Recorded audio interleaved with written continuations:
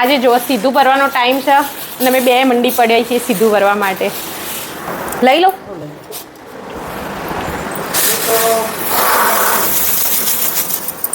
પહેલા ઘઉં ભરવા કેટલા મુશ્કેલ હતા.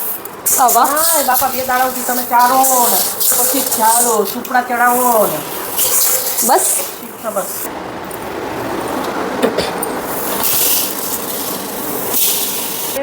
બસ હમણાં અડધો કલાકમાં બધું પતી જશે.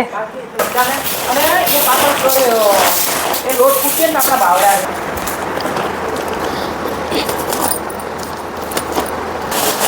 થોડુંક રેવા દેવાનું એ સૂકવામાં નાખી દેવાનું.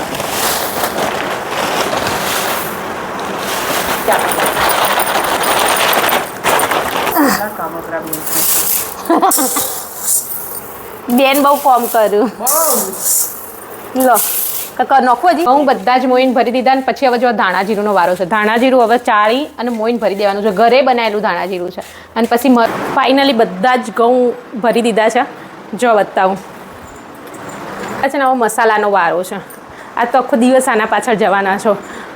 1:30 વાગ્યા છે.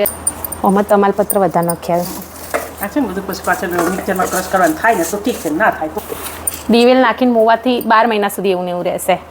જોકે બધાને ખબર જ છે તો એમ હું પંચાયત કરી રહી હું. ધાણા જીરું મોઈને એકદમ સરસ મૂકી દીધું છે અને હવે વારો છે હળદરનો. હળદર મોવાની છે હવે બસ. અને એના પછી મરચું છે. 12 મહિનામાં આ રીતનું એક વખત આ એક જાતનો તહેવાર જ જેવું જ લાગે. બધું ફેદવાનું ને એવું મજા આવતી હોય. અને જો હાલ તો બધું જ મમ્મી મોઈ રહ્યો છે અને હું બધું ભરીને મૂકી રહી છું. એટલા એક સાથે કરીએ તો જલ્દી બધું પતી જાય છે. અને 2 પીપણા સેટ કરી દીધા, એકમાં ઘઉં અને એકમાં વધારાની વસ્તુ. અને તમે જોઈ શકો છો ઘરમાં કેટલું બધું ફેલાઈ ગયું. ઘરમાં બધું ફેલાઈ ગયું. અને હવે છેવટે આવ્યો છે મરચાંનો વારો. મરચું એ મોઈને અને ભરી દેવાનું છે. ઘઉં ને બધું મોવામાં એ તો ભૂલી જ ગયા છે કે કપડાં સુકવવાના રહી ગયા છે અને એ પણ મશીનમાં થઈ ગયા છે ને તોય સૂકવ્યા નહીં. તો હું આવી ગઈ છું કપડાં સુકવવા માટે. ફટાફટ કપડાં સૂકવી રહી હું. હવે બધી જ વસ્તુ ઠેકાણો મૂકી રહી છું.